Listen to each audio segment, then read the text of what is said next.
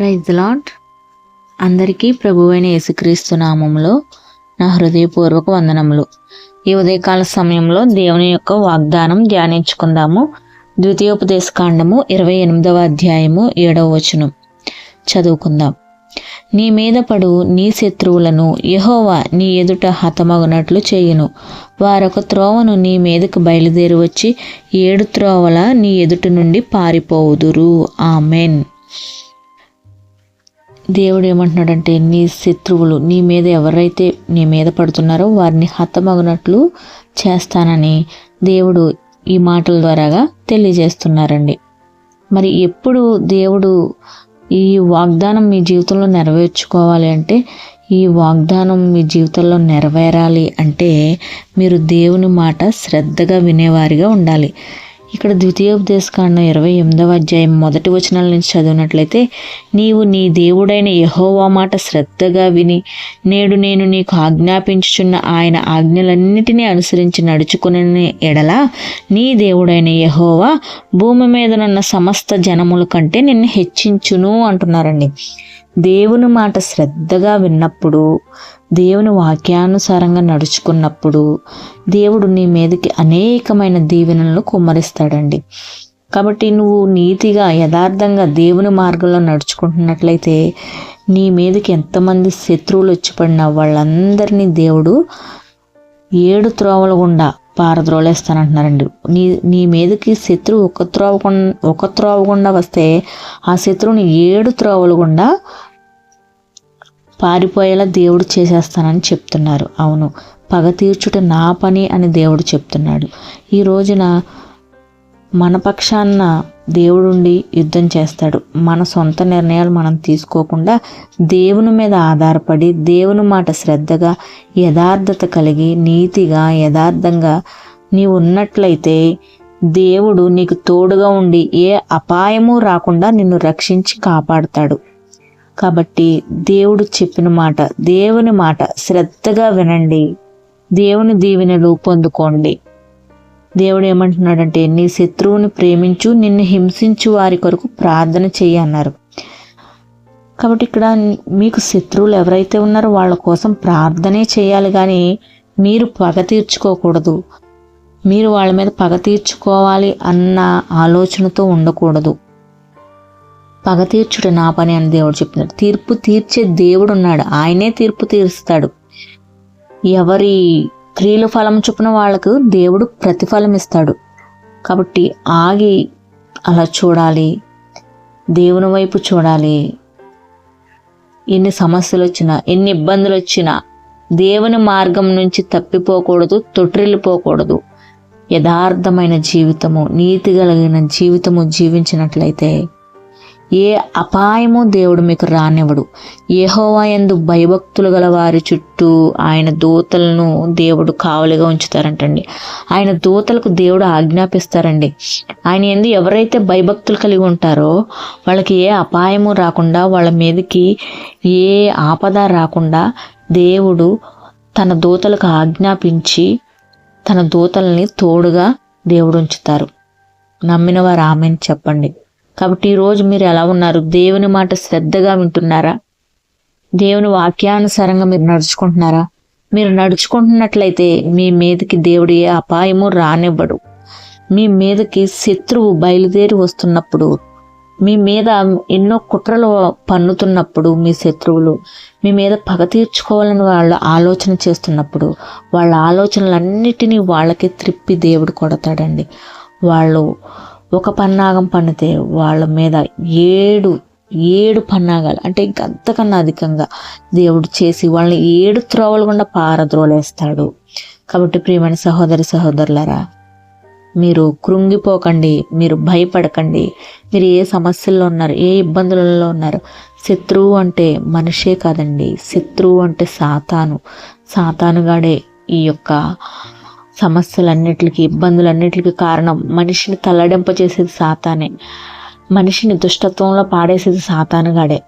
ఈ సాతానుగాడు ప్రతి ఒక్కరి హృదయంలోకి వెళ్ళి దేవుని మార్గం నుంచి తప్పించేస్తూ, గలిబిలి చేసేస్తూ దుష్టత్వానికి దగ్గర చేసేస్తూ నాశనమనే కోపంలో పాడేయడానికి చూస్తున్నాడు. కాబట్టి ప్రియమైన దేవుని బిడ్డలారా, సాతానుకు చోటు ఇవ్వకండి. కాబట్టి ప్రతి మనిషిని కూడా మనిషిగానే చూడండి. సాటి మనిషిని ప్రేమించే హృదయాన్ని కలిగి ఉండండి. నిన్ను వలె నీ పొరుగు వారిని ప్రేమించు అంటున్నాడు దేవుడు. కాబట్టి ప్రేమ కలిగిన హృదయాలతో ఉండండి. మరి దుష్టత్వంలో, ఆ యొక్క పాపంలో పడిపోతున్న బిడ్డలు ఎవరైనా మీ ఎదురుగా ఉంటే వాళ్ళ కోసం ప్రార్థన చేయండి. నశించిపోతున్న ఆత్మల కొరకు ప్రార్థన చేసేవారిగా ఉండాలి. కాబట్టి ప్రార్థన చేయండి. మీ శత్రువుల నిమిత్తమే ప్రార్థన చేయండి. మిమ్మల్ని హింసించే వారి కొరకు ప్రార్థన చేయండి. తీర్పు తీర్చే దేవుడు ఉన్నాడు. మీ నీతిమంతునికి కలుగు ఆపదలు అనేకములు, వాటన్నిటిలోంచి తప్పించేవాడు యెహోవాయే అని దేవుడు చెప్తున్నాడు.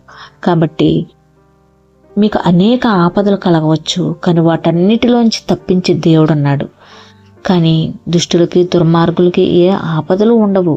కానీ వాళ్ళు ఒకనొక రోజున దుష్టత్వంలో పడిపోతారు, నాశనం అనే కోపంలో పడిపోతారు, సాతానుగాడు ఉంటున్న ఆ అంధకారం అనే లోయలో పడిపోతారు. కాబట్టి ఈ లోకానుసారాన్ని బట్టి, ఈ లోకాన్ని చూస్తూ మీరు భయపడకండి, బాధపడకండి, కృంగిపోకండి. ఎన్ని ఇబ్బందులు వచ్చినా, ఎన్ని సమస్యలు వచ్చినా దేవుని కొరకు నిలబడండి. నిబ్బరం కలిగి ధైర్యముగా ఉండండి. దేవుని పని కొరకు నిలబడండి. మీ యథార్థతను విడిచిపెట్టకండి, మీ నీతిని విడిచిపెట్టకండి.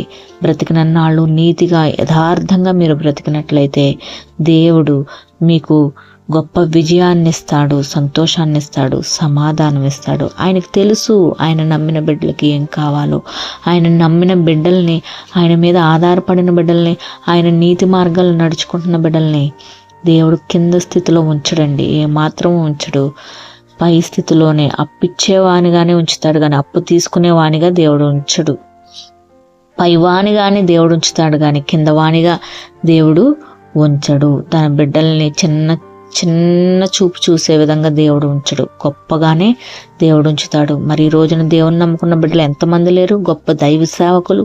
వాళ్ళు గొప్పగా వాడబడుతున్నారంటే దేవుని మీద ఆధారపడ్డారు. ఒకానొక సమయంలో వాళ్ళు ఏమీ లేని హీన స్థితిలో దేవుని సేవ మొదలుపెట్టిన వాళ్ళు ఈ రోజున గొప్ప సేవకులుగా వాడబడుతున్నారు. మరి బైబిల్ గ్రంథంలో మరి యోసేపు, దావీదు, మోషే వీళ్ళందరూ మరి అందరూ తృణీకరించిన స్థితిలో ఉన్నారు. వాళ్ళు దేవుని మీద ఆధారపడుతూ నీతి యథార్థతను విడిచిపెట్టకుండా ఉన్నప్పుడు వాళ్ళని దేవుడు గొప్ప స్థితిలో ఉంచారు. అలాగే దేవుడు ఉంచుతాడండి. కాబట్టి ఏ సమయంలోనూ మీరు తప్పిపోకండి, మీరు తొట్టిల్లిపోకండి, దేవుని మార్గంలో నడుచుకోండి. మరి దేవుడు మీ మీదకి వచ్చి ప్రతి అపాయాలు, ఆపదల నుంచి దేవుడు రక్షించి కాపాడి మీకు గొప్ప విజయాన్ని ఇచ్చి దేవుడు గొప్ప స్థితిలో ఉంచి ఆయన మెండైన ఆశీర్వాదాలు మీ మీద కుమ్మరిస్తారు. ఆమేన్. ఈ మాటలు ఎవరైతే విన్నారో ప్రభువా, ఈ మాటలు వింటూ విశ్వసించి ఈ వాగ్దానాన్ని నాయన వాళ్ళ జీవితంలో నెరవేర్చుకోవాలని ఆశపడుతూ నాయన వాళ్ళ హృదయాలను తెరిచి మీకు స్తుతులు, వందనాలు, కృతజ్ఞతాస్తుతులు చెప్తున్నారో ఆ బిడ్డల జీవితాల్లో ఈ వాగ్దానాన్ని నెరవేర్చండి ప్రభువా. ఎవరైతే ప్రభువా నాయన ఏ శత్రువు చేత హింసించబడుతున్నారో, అప్పులు బాధలనే శత్రువు చేతిలో నాయన ఆర్థిక సమస్యలు, అనారోగ్య సమస్యలు అనే బాధలతో కృంగిపోయిన స్థితిలో నాయన వేదన స్థితిలో ఉన్నారో ఆ బిడ్డలందరినీ మీరు దర్శించి నాయన ఆ బంధకాల నుంచి విడిపించి రక్షించి కాపాడి నీ బిడ్డలను గొప్ప స్థితిలో నువ్వు నిలబెట్టుకోమని, నీ నామ మహిమార్థంగా నువ్వు నడిపించుకోమని, ఈ వాక్యాన్ని బట్టి బలపరిచి ఈ వాక్యము నాయన నీ మాటగా తీసుకుని నాయన ఈ వాక్యానుసారంగా నడుచుకుంటూ నీ మాట శ్రద్ధగా విని నాయన నీ ఆజ్ఞలను శ్రద్ధగా గైకొనుచు నీ ఆశీర్వాదాలు పొందుకునే బిడ్డలుగా నిలబెట్టుకోమని వేడుకొంచున్నాను నాయన. ఈ వాగ్దానం విని తండ్రి బలపడిన ప్రతి ఒక్క బిడ్డని దీవించి ఆశీర్వదించి మీ మెండైన కృపతో నడిపించమని, ఈ ఉదయకాల సమయంలో తోడుగా ఉండమని, వారికి ఉన్న అన్ని పనుల విషయాల్లో నాయన మీరే తోడుగా ఉండి అన్ని సక్రమంగా జరిగించి విజయాన్ని చేకూర్చమని వేడుకొనుచు యేసయ్య పరిశుద్ధ నామంలో ఈ కొద్ది ప్రార్థన మిక్కిలి వినయంగా అడిగి వేడుకుని నమ్మి ప్రార్థించి పొందుకునే నాము మా ప్రియ పరలోకపు తండ్రి. ఆమేన్. God bless you.